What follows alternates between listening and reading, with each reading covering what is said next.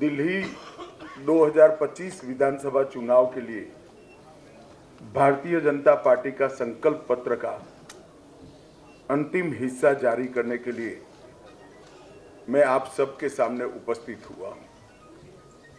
जैसे कि भारतीय जनता पार्टी की परंपरा है, हम चुनाव को बहुत गंभीरता के साथ लेते हैं। चुनाव को जनसंपर्क का माध्यम भी मानते हैं, परीक्षा भी करते हैं। मैं अन्य दलों के नाम दिए बगैर इतना जरूर बताना चाहता हूं कि भारतीय जनता पार्टी के लिए संकल्प पत्र विश्वास का सवाल होता है और करने वाले कामों की सूची होता है। ये कोरे वादे नहीं होते हैं। और विशेषकर 2014 से नरेंद्र मोदी जी ने इस देश के अंदर पॉलिटिक्स ऑफ परफॉर्मेंस को एस्टैब्लिश किया है और भारतीय जनता पार्टी ने जितने भी विधानसभाओं के और लोकसभा के 3 चुनाव आए, उसमें जो वादे किए हैं वो पूरा करने का गंभीरता से प्रयास किया है। हमारा ट्रैक रिकॉर्ड है।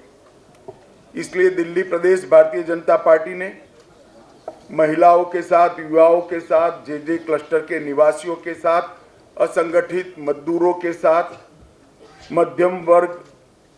मध्यम आय वर्ग के लोगों के साथ, पेशेवरों के साथ, व्यापारियों के साथ, झुग्गी झोपड़ी के लोगों के साथ ठेठ नीचे जाकर कंसल्टेशन कर सुझाव प्राप्त करने का काम किया है। अलग अलग प्रकार के 1,08,000 लोगों ने अपना सुझाव देना मुनासिब समझा। 62 प्रकार की अलग अलग समूहों की बैठक की गई और 12,000 से ज्यादा 41 LED वान के माध्यम से ग्रुप मीटिंगों में हमने सुझाव मांगे और ये सुझाव दिल्ली का बजट और दिल्ली की रिक्वायरमेंट, ये तीनों को ध्यान में रखकर ये हमारा संपूर्ण संकल्प पत्र बना है, जिसको हमारे राष्ट्रीय अध्यक्ष जी ने पहले चरण में घोषित किया, उसके बाद श्री अनुराग ठाकुर जी ने घोषित किया और आज पूरा संकल्प पत्र तीसरे चरण के साथ यहाँ आपके सामने रख रहा हूँ मैं। मित्रों, इसके पहले मैं दिल्ली की चुनाव के मुद्दों के बारे में भी जरूर बात करना चाहता हूँ। हमने जनता के वादे पूरे न करने वाली सरकारें भी देखी हैं, जनता के वादे पूरे कर विश्वास अर्जित कर चुन के आने वाली भी सरकारें देखी हैं और असमर्थता घोषित करती हुई भी सरकारें देखी हैं। मगर एक ऐसी सरकार श्री केजरीवाल दिल्ली में चला रहे हैं जो वादे करते हैं, पूरे नहीं करते हैं और फिर से झूठ के एक बहुत बड़े पुलिंदे के साथ, भोले से चेहरे के साथ जनता के सामने उपस्थित होते हैं। मेरे राजनीतिक जीवन में मैंने इस प्रकार से सफाई से झूठ बोलने वाला व्यक्ति मेरे जीवन में नहीं देखा है। और बोलने में, कठोर शब्द बोलने में मुझे कोई झिझक नहीं है, क्योंकि मैं कन्विंस हूं। मैं इससे कन्विंस हूं, इसलिए मैं कह रहा हूं। ढेर सारे ऐसे वादे इन्होंने किए कि जिनको पूरा करने के लिए इनके पास ना तो समय है, ना इच्छा है, ना संकल्प है। मैं सबसे पहले श्री केजरीवाल को ये याद कराने आया हूं कि इन्होंने कहा था कि मेरी सरकार का कोई मंत्री सरकारी बंगलो नहीं लेंगे, और उन्होंने बंगलो लिया। 10 साल से रह रहे हैं, बंगलो लिया तब तक तो ठीक है। 51 करोड़ से ज्यादा खर्च कर 50,000 गज का 4 बंगलों को मर्ज कर एक शीश महल बनाया, जिसमें 6 करोड़ के डिजाइनर मार्बल है, 4 से 6 करोड़ के मोटराइज पर्दे हैं, 70 लाख के ऑटोमेटिक दरवाजे हैं, 16 स्मार्ट टीवी 64 लाख रुपए के हैं, 50 लाख की कालीन बिछाई गई है, सजावटी पिलर 36 लाख से सजावट की गई है, रिक्लाइनर सोफा 10 लाख रुपए का है और ये घर के अंदर रहकर भी आज तक दिल्ली की जनता को इसका जवाब नहीं दे रहे हैं। मैं पूछने आया हूं, अन्ना के आंदोलन से आपने आपकी राजनीतिक पार्टी का जन्म लिया, सादगी का वादा किया था, कहा था ना गाड़ी लेंगे ना बंगला लेंगे, और एक करोड़ों रुपयों का घर बनाकर केजरीवाल जी आप रह रहे हो। इसका दिल्ली की जनता आपसे जवाब मांग रही है। उन्होंने कहा था कि रिहायशी क्षेत्रों से हम शराब की दुकान बंद कर देंगे। केजरीवाल जी, आप रिहायशी क्षेत्र छोड़िए, आपने स्कूलों को नहीं बख्शा, मंदिरों को नहीं बख्शा, गुरुद्वारों को नहीं बख्शा, इसके करीब में दुकान बनाने का लाइसेंस दे दिया, ठेके दे दिए, और हजारों करोड़ रुपए का घपला, घोटाला, भ्रष्टाचार शराब के अंदर करा है। और इस शराब का घोटाला दिल्ली के शिक्षा मंत्री ने किया है। देश भर में कई घोटाले हुए, मगर मैंने किसी शिक्षा मंत्री को शराब का घोटाला करते हुए नहीं देखा। और जब वो जेल में गए तब मॉरल ग्राउंड पर इस्तीफा देने की जगह गर्व से एज अ मुख्यमंत्री अंदर जेल में भी रहे।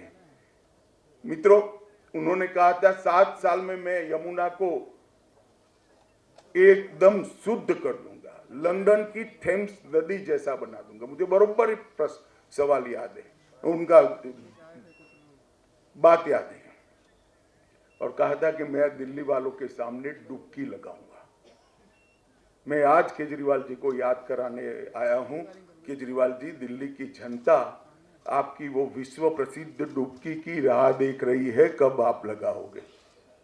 और अगर यमुना जी में नहीं लगानी है तो कुंभ चल रहा है, वहां जाकर डुबकी लगा दो, तो कम से कम झूठ बोलने के आपके जो पाप है वो धुल जाएंगे। दिल्ली को फ्री क्लिनिक और अस्पतालों का मॉडल देंगे। इसकी जगह मोहल्ला क्लिनिक नाम का एक नया चीज बनाकर उन्होंने दिल्ली वालों को ठगने का काम किया है। मुझे बताइए, दिल्ली वाले मुझे पूछ रहे हैं, मिलते हैं, पूछते हैं, साहब हमें ऑपरेशन कराना है, कहाँ जाए? मोहल्ला क्लिनिक में ऑपरेशन हो रहा है क्या? मोहल्ला क्लिनिक के अंदर एक्सरे हो रहे हैं क्या? मोहल्ला क्लिनिक के अंदर एमडी, स्पेशलिस्ट डॉक्टर उपलब्ध है क्या? आपने कहा था कि हम बिस्तरों की संख्या 2 गुना करेंगे। क्या हुआ उस वादे का? और मोहल्ला क्लिनिक के अंदर भी झूठ मूठ के मेडिकल टेस्ट करवाकर घोटाला करने का काम किया, और मोहल्ला क्लिनिक के नाम पर आप अस्पतालों के, मॉडल अस्पतालों के वादे से मुकर गए। दिल्ली के अस्पतालों में बिस्तरों की संख्या 2 गुना करने का वादा भी आपने पालन नहीं किया। 24 घंटा 7 दिन सप्ताह के स्वच्छ मुफ्त नल से जल देने का वादा भी आपने पूरा नहीं किया। दिल्ली को प्रदूषण मुक्त बनाने के लिए आपने 2 काम जरूर किए। जब प्रदूषण बढ़ता है, दिन में 3 प्रेस कॉन्फ्रेंस करना और दूसरे राज्यों पर जिम्मेदारी डाल देना किया था। आपके कितने एमएलए, एमपी, आप स्वयं, आपका मंत्रिमंडल करप्शन के ही चार्ज में गए हैं। और एक नई टर्मिनोलॉजी क्रिमिनल जस्टिस सृष्टि में श्री केजरीवाल ने इसको जन्म दिया है। बेल मिलते ही कहते हैं, देखिए मैं तो पाक साफ हूं। केजरीवाल जी, आप ना मुगालते में रहिए, ना जनता को मूर्ख बनाइए। ये बेल है, केस अभी चलना है। बेल को क्लीन चिट मनवाकर आप आरोपों से बच नहीं सकते। एमसीडी चुनाव में दिल्ली को कूड़ा मुक्त करने का वादा किया, क्या हुआ? आज पूरी दिल्ली की जनता कूड़े से परेशान है। टैंकर माफिया खत्म करने का वादा किया, लोग आस कर रहे थे, और जल बोर्ड में बहुत बड़ा घोटाला कर टैंकर माफिया खत्म करने के वादे की भी बलि बना दी। आपने दिल्ली में स्पोर्ट्स यूनिवर्सिटी बनाने का वादा किया था। ढेर सारे खिलाड़ी बेचारे स्पोर्ट्स यूनिवर्सिटी ढूंढ रहे हैं। 47 फास्ट ट्रैक कोर्ट बनाने का वादा किया था, वो भी ढूंढ रहे हैं। वर्ल्ड क्लास से नीचे ये आते ही नहीं है।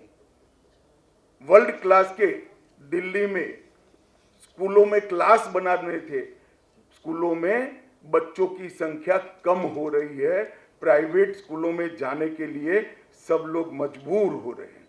विश्व स्तरीय ड्रेनेज सिस्टम बनानी थी, विश्व स्तरीय।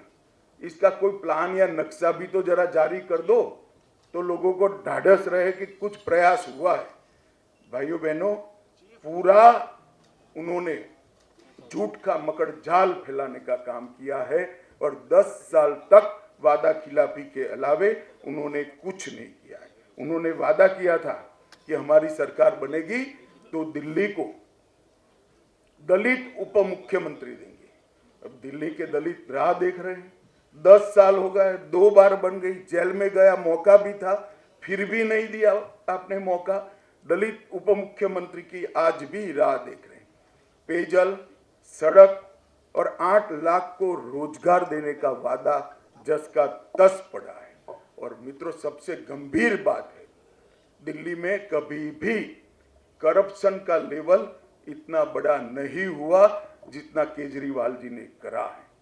शराब नीति का घोटाला, मैंने जैसे कहा, स्कूल, मंदिर, गुरुद्वारे कुछ नहीं बख्शा। शराब के अंदर शराब नीति बनाने में उनकी आय कैसे बढ़े, दिल्ली की आय नहीं, उनकी आय कैसे बढ़े, एक ही चीज को ध्यान में रखा। 28,400 करोड़ का दिल्ली जल बोर्ड का घोटाला हुआ, 5,400 करोड़ का राशन कार्ड बांटने का घोटाला हुआ, राशन वितरण का घोटाला हुआ, 4500 करोड़ का डीटीसी की बस का घोटाला हुआ, 1300 करोड़ का स्कूल के क्लासरूम का घोटाला हुआ, 500 करोड़ के पैनिक बटन लाए, दिखाई नहीं पड़ते हैं, और 571 करोड़ का सीसीटीवी वाला घोटाला किया, 52 करोड़ रुपए का शीश महल बनाया, 100 करोड़ रुपए की वक्फ की संपत्ति को अवैध रूप से लीज पर देकर उनके मंत्री जेल में गए हैं, 65,000 फर्जी मेडिकल टेस्ट कराकर मोहल्ला क्लिनिक को घोटाला का माध्यम बनाया, टैंकर माफिया के नाम पर जल बोर्ड में घोटाला किया, और विज्ञापन इतने दिए कि दिल्ली के पास कूड़ा उठाने का भी पैसा नहीं बचा है।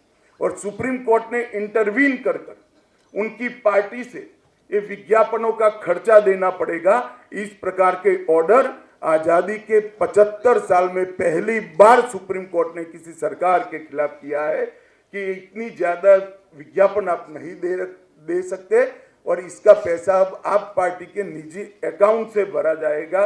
उसकी भी लोग अभी राह देख रहे हैं कि आप एक पैसा कब भरोगे।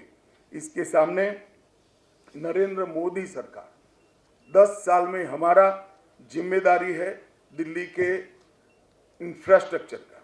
हमने 41,000 करोड़ रुपया अलग अलग सड़कों के निर्माण के अंदर खर्च किया, 15,000 करोड़ रुपया रेलवे के लिए खर्च किया, और 21,000 करोड़ रुपया एयरपोर्ट के लिए खर्च करने का काम किया। एक प्रकार से अगर दिल्ली में नरेंद्र मोदी जी और उनकी सरकार, केंद्र सरकार काम न करती तो आज दिल्ली रहने लायक न होती, इस कगार पर हम पहुंच गए होते। मित्रों, इसके साथ साथ गरीब कल्याण अन्न योजना 73 लाख लाभार्थी हैं, लगभग पीएम स्वनिधि योजना 2.5 लाख लोगों को, रेहड़ी पट्टी वालों को लोन देने का काम किया। हमने आवास योजना भी केंद्र जितना कर सकता है राज्य सरकार की सहायता के बगैर वो किया। पीएम उज्ज्वला योजना के तहत 2,60,000 परिवारों को गैस का कनेक्शन दिया। लगभग 488 दुकानों पर से सस्ती दवाइयां प्रधानमंत्री जन औषधि परियोजना के तहत बांटी। श्रम योगी मानव धन में लगभग 11,000 सब्सक्राइबर बने। डायरेक्ट बेनिफिट ट्रांसफर स्कीम से लगभग 1,500 करोड़ रुपया सीधा ट्रांसफर किया। जन धन योजना में 65 लाख खाते खोले।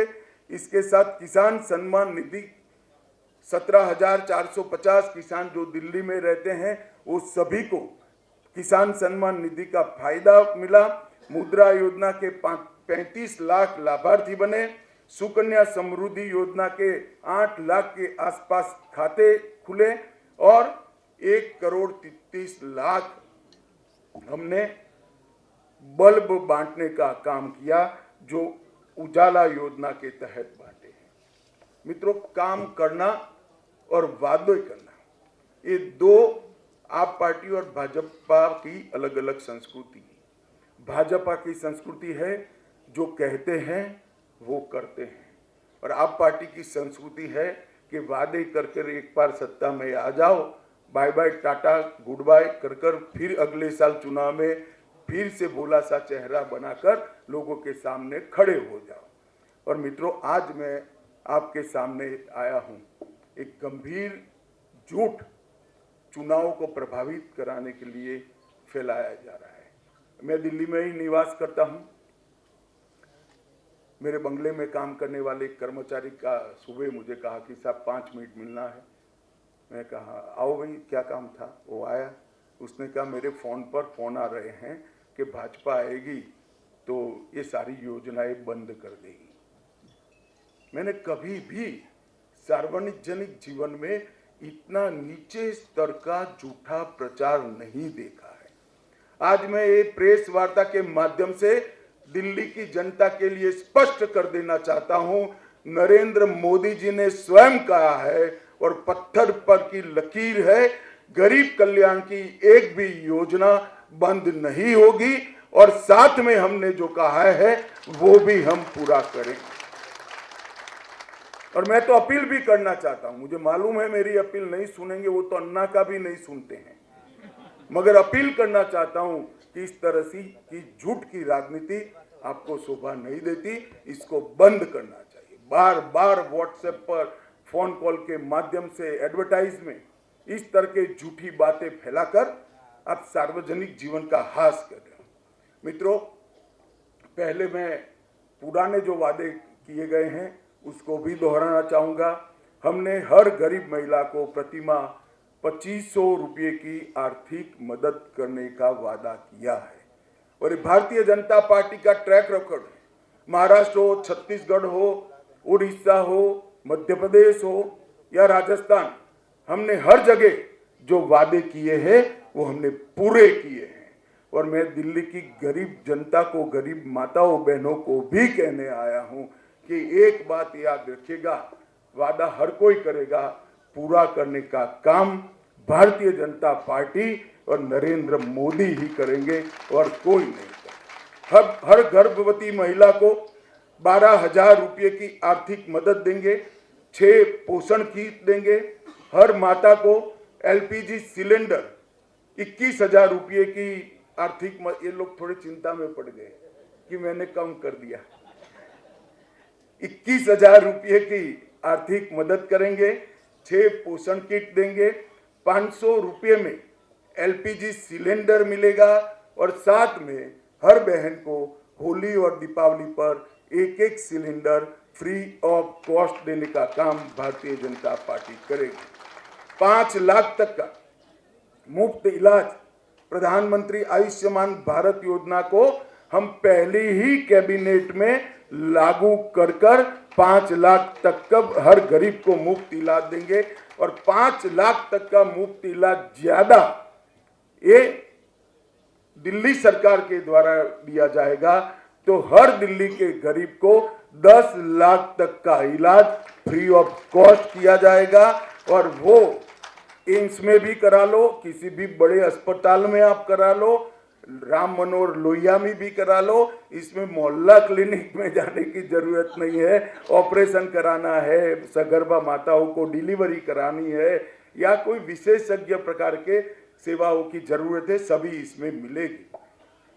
और इसके साथ वरिष्ठ नागरिकों को मोदी जी ने और 5 लाख का इलाज दिया है, और निःशुल्क ओपीडी और डायग्नोस्टिक सेवाएं भी भारतीय जनता पार्टी की सरकार देगी। वरिष्ठ नागरिकों की पेंशन को 2,000 से बढ़ाकर 2,500 रुपया प्रति माह करेंगे, और महिला कल्याण के लिए विधवाओं, बेसहारा और त्यक्ता महिलाओं को 2,500 रुपया से बढ़ाकर 3,000 रुपया प्रति माह पेंशन करेंगे। जे क्लस्टर में अटल कैंटीन स्थापित कर 5 रुपये में पौष्टिक भोजन देंगे और ये सारी योजनाएं हम हमारे ही कार्यकाल में समाप्त करेंगे। बिना कोई बहाना बताए पड़ोसी राज्य का, एमसीडी का, एनएमडीसी का, केंद्र सरकार का, हम दिल्ली की समस्याओं को हम समाधान करेंगे। इन्होंने एक नया तरीका ढूंढा है। कोई भी काम नहीं करना है तो वह कहते हैं कि पूर्ण राज्य का दर्जा हमें दे दीजिए। भाई केजरीवाल जी, वादा किया तब दिल्ली का स्टेटस क्या है आपको मालूम नहीं था क्या? आप चुनाव लड़े तब आपको मालूम नहीं था, मगर बहाने बनाना इनकी फितरत है। और एक गंभीर वादा जो मोदी जी ने देश की जनता को किया है, इसको भी मैं आज रिपीट करना चाहता हूं कि हम भ्रष्टाचार विहीन एक राज्य सरकार, पारदर्शी तरीके से चलने वाली राज्य सरकार देने का काम करेंगे। अनुसूचित जाति के और जनजाति के विद्यार्थियों को अंबेडकर स्टाइपेंड योजना के तहत 1000 रुपया प्रतिमाह देंगे। ऑटो टैक्सी चालकों को 10 लाख रुपए का बीमा, जीवन बीमा और 5 लाख का दुर्घटना बीमा देंगे। घरेलू कामदारों का वेलफेयर बोर्ड बनेगा जो उनको 10 लाख का जीवन बीमा और 5 लाख का दुर्घटना बीमा देगा। और माताओं को 6 महीने की पेड मैटरनिटी लीव लेने का काम करेंगे। और पीएम स्वनिधि को हम दोगुना कर रेहड़ी पटरी वालों को मदद, आर्थिक मदद करेंगे।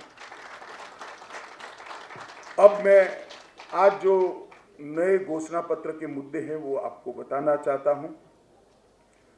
मोदी जी ने 1700 से अधिक अनधिकृत कॉलोनी को मालिकाना हक देने की घोषणा की है। अब उसमें किसी को निर्माण करने की परमिशन नहीं थी, खरीद या बेचने की परमिशन नहीं थी। अब ये लोगों को संपूर्ण मालिकाना हक देकर मिनिस्ट्री ऑफ हाउसिंग के नियमों से, दिल्ली के बायलॉज के हिसाब से कंस्ट्रक्शन की, पूरा तोड़कर नया बनाने की और बेचने की सभी का अधिकार हम उनको दे देंगे। मिनिस्ट्री ऑफ हाउसिंग एंड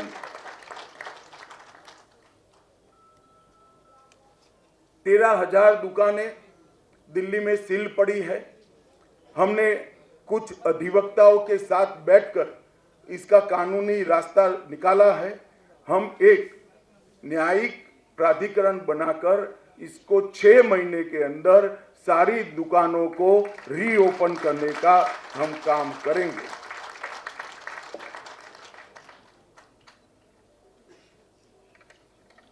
एक 1947 से विभाजन के समय से बसाई गई शरणार्थी कॉलोनियां जैसे राजेंद्र नगर, लाजपत नगर, किंग्सवे कैंप आदि में उनकी लीज बढ़ाई जाती है। लीज बढ़ाने के कारण ना वो बेटे को दे सकते हैं, ना बेटी को दे सकते हैं, ना उसको बेच सकते हैं, ना नया कंस्ट्रक्शन कर सकते। जर्जरित हालत में वो लोग जीव।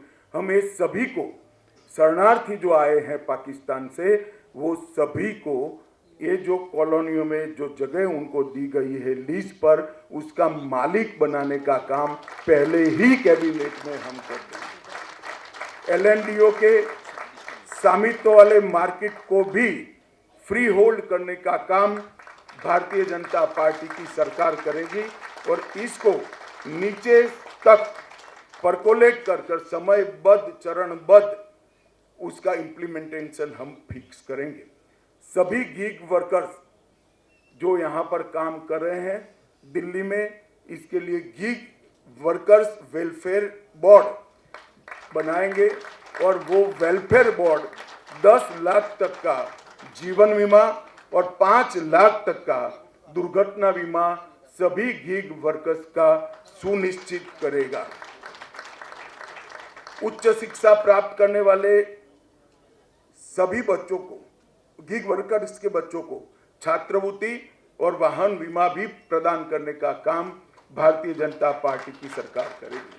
टेक्सटाइल वर्कर के लिए भी यही फॉर्मूला, 10 लाख का जीवन बीमा, 5 लाख का दुर्घटना बीमा और बच्चों को लाभ हम देंगे।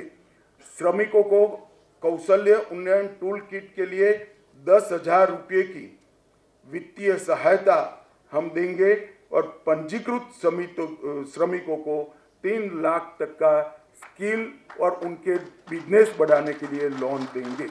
श्रमिकों को 5 लाख तक का दुर्घटना बीमा भी देंगे और दिल्ली के युवाओं को 50,000 सरकारी नौकरियां ट्रांसपेरेंट तरीके से, किसी भ्रष्टाचार के बगैर और 20 लाख स्वरोजगार पैदा कर युवाओं को हम रोजगार देने का काम करेंगे। 20,000 करोड़ के निवेश के माध्यम से इंटीग्रेटेड पब्लिक ट्रांसपोर्ट नेटवर्क बनाएंगे और 13,000 बसों को ई बस में कन्वर्ट कर 100% ई bus city Bharatiya Janata party की सरकार बनाएगी। टूरिज्म को बढ़ावा देने के लिए महाभारत कॉरिडोर उत्तर प्रदेश और हरियाणा सरकार के साथ मिलकर कराएंगे और साबरमती रिवर फ्रंट की तर्ज पर यमुना रिवर फ्रंट का विकास हम करेंगे। और केजरीवाल जी को भी मैं निमंत्रण देना चाहता हूं, हमारी सरकार बन जाए उसके 3 साल बाद परिवार के साथ डुबकी लगा देना भैया, यमुना को हम स्वच्छ भी कर देंगे। हम मैन्युअल स्कैवेजिंग को 100% समाप्त कर ये मानवीय दुर्व्यवहार को भी हम पूरा करेंगे। मित्रों, देश भर में जहां जहां चुनाव आया और देश की जनता ने, राज्यों की जनता ने नरेंद्र मोदी जी के नेतृत्व में हमें भारतीय जनता पार्टी को मैंडेट दिया, वहां डबल इंजन सरकारों ने देश भर में हर राज्य को बदलने का काम किया है। नरेंद्र मोदी जी ने आज पूरे देश भर में एक विश्वास पैदा किया है कि लोकतांत्रिक व्यवस्था को बरकरार रखते हुए भी देश में सर्वसमावेशी, सर्वस्पर्शीय विकास संभव है और जातिवाद, परिवारवाद और भ्रष्टाचार से मोदी जी ने राजनीति को मुक्त किया है। मोदी जी ने इस देश में शासन का एक नया कल्चर खड़ा किया है, एक संस्कृति खड़ी की है।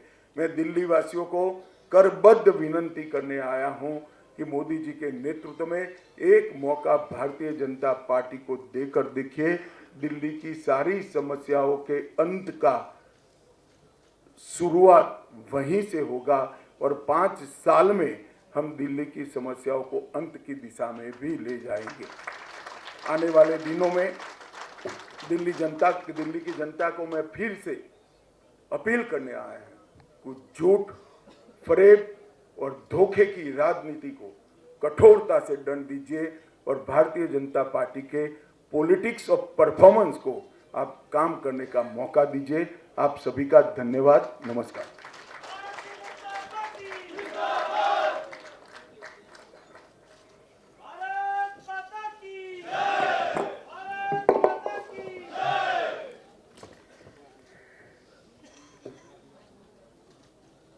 दिल्ली भारतीय जनता पार्टी के इस संकल्प पत्र को जन जन के बीच रखने के लिए आदरणीय गृह एवं सहकारिता मंत्री भारत सरकार श्री अमित शाह जी का आभार। यह संकल्प पत्र हमने अपने प्रदेश प्रभारी, प्रदेश अध्यक्ष और श्री रामवीर सिंह विधूड़ी जी की अध्यक्षता में बनी एक कमेटी में बनाया। आशा है दिल्ली वालों को पसंद आएगा। आपके कोई प्रश्न? नीरज पांडे जी। कि बहुत सारे सवाल खड़े किए, लेकिन अब तक ना तो केजरीवाल की तरफ से ना ही आम आदमी पार्टी की तरफ से उस पर कोई सीधा जवाब नहीं आया। सीधा नहीं, टेढ़ा भी नहीं आया अभी। जवाब ही नहीं देते, ये तो उनकी खासियत है। वो जवाब देने में मानते ही नहीं है, सवाल खड़ा करने में मानते हैं। हम जवाब देने की कार्य संस्कृति के पक्षधर है। मैं फिर से एक बार केजरीवाल जी को अपील करना चाहता हूं कि शीश महल के लिए आप स्वयं दिल्ली की जनता के सामने जवाब दीजिए। पत्रकार बंधुओं की एक पत्रकार वार्ता कीजिए कि क्या जरूरत पड़ गई कि 4 बंगलों तोड़कर एक बंगलो बनाना पड़ा, क्या जरूरत पड़ गई कि आवाज से खुलने वाले दरवाजे डालने पड़े, क्या जरूरत पड़ गई कि रिमोट से खोलने वाले पर्दे डालने पड़े और इतना महंगा मार्बल डालना पड़ा, और ये दिल्ली की गरीब जनता के लिए सुसंगत है क्या? इसका जवाब केजरीवाल जी ने देना चाहिए। आप भी मांग रहे हो, हम भी मांग रहे हैं, मगर वो नहीं देते हैं, नहीं देंगे। आमोद राय जी, TV9। गृह मंत्री जी, आप बार बार ये कह रहे हैं, पिछली बार झुग्गी सम्मेलन में भी आपने कहा था कि दिल्ली में जितनी योजनाएं पहले से चलती आ रही हैं उसको चलाया जाएगा, लेकिन उसके बावजूद बार बार आम आदमी पार्टी द्वारा कहा जा रहा है कि ये सारी योजनाएं बंद कर देंगे, मोहल्ला क्लिनिक बंद हो जाएगा, मुफ्त की शिक्षा बंद हो जाएगा, इस तरह की बातें कही जा रही हैं, क्या कहेंगे? देखिए, आम आदमी पार्टी ने एक कार्य संस्कृति बनाई है, झूठ बोलना, बार बार बोलना, सार्वजनिक रूप से बोलना और उसमें उसको सत्य में परिवर्तित करने का प्रयास करना। मैं दिल्ली की जनता को कहना चाहता हूं कि नरेंद्र मोदी जी ने भी कहा है, मैंने भी कहा था, आज फिर से मैं कह रहा हूं कि एक भी गरीब कल्याण की योजना दिल्ली में बंद नहीं की जाएगी और हमारा किया हुआ एक एक वादा पूरा किया जाएगा। विकास चंद्रा जी। गृह मंत्री जी, मैं विकास चंद्रू, न्यूज नेशन चैनल से। आपने संकल्प पत्र जारी किया और आम आदमी पार्टी की तरफ से आया कि आप लोगों ने उसकी कॉपी कर ली। जब भी कुछ करते हैं तो बीजेपी कॉपी कर लेती है। नहीं, कॉपी कर ली उनका ये कहना है, मगर ये सब पूरा क्या कर दिया जो हम कॉपी करेंगे? आपके तो वादे सारे के सारे धरे हुए हैं, तो ओपन ही है दूसरे के लिए करने के। आपने सिर्फ वादे किए हैं, एक आध दो वादे हमारे होंगे जो मिलते जुलते होंगे, मगर ये तो वादा ही है, खोखला वादा है, 10 साल तक पूरा नहीं हुआ। हम कह रहे हैं कि 3 साल में हम ये सब कुछ समाप्त कर कर दिल्ली की जनता को हिसाब देंगे। Sanjay Sharma ji, India news.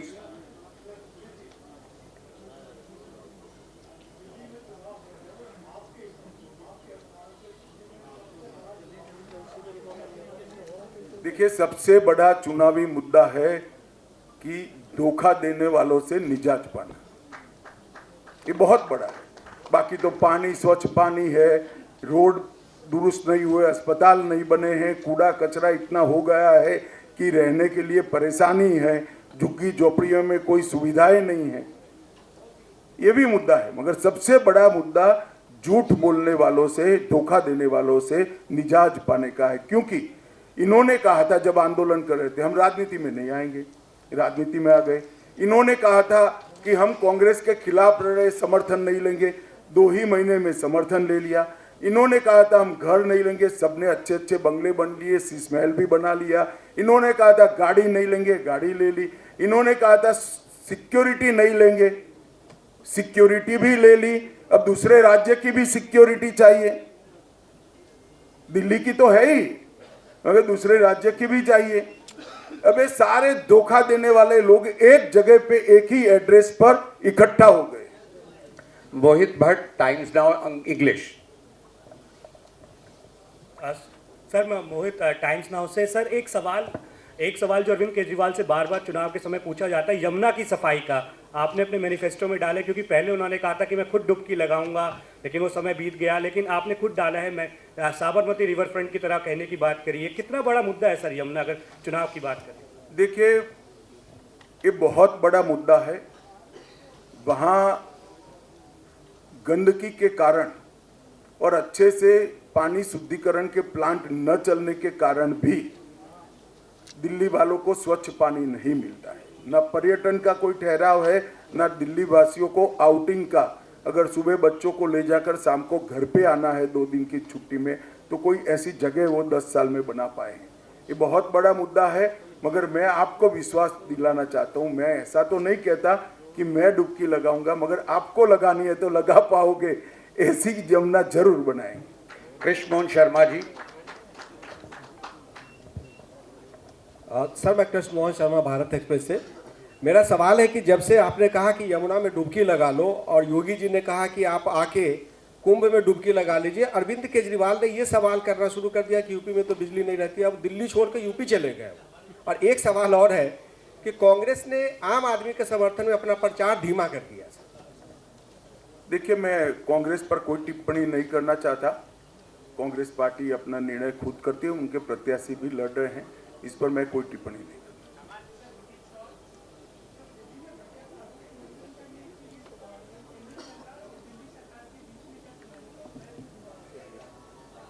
समन किसके लिए? अपराधों को कम करने के लिए दिल्ली सरकार की कोई जरूरत नहीं है। अभी म्युनिसिपल कमिश्नर ने एक प्रेस कॉन्फ्रेंस कर बताया कि 2 साल से स्टैटिक रूप से ही आंकड़े चल रहे हैं। आप भी इसको हमारी साइट पर जाकर देख सकते हैं। इसमें दिल्ली सरकार का कोई रोल नहीं। अमित पांडे।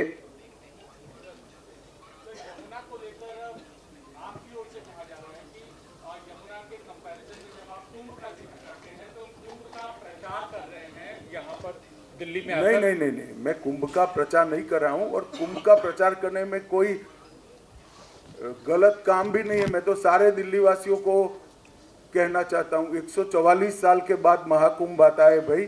मैं तो मानता हूं कि इससे संचित पुण्य जागरूक होते हैं, तो आप सभी भी कर लीजिए, इसमें कोई बुराई नहीं है। मगर मुद्दा दिल्ली में यमुना के शुद्धिकरण का। धन्यवाद।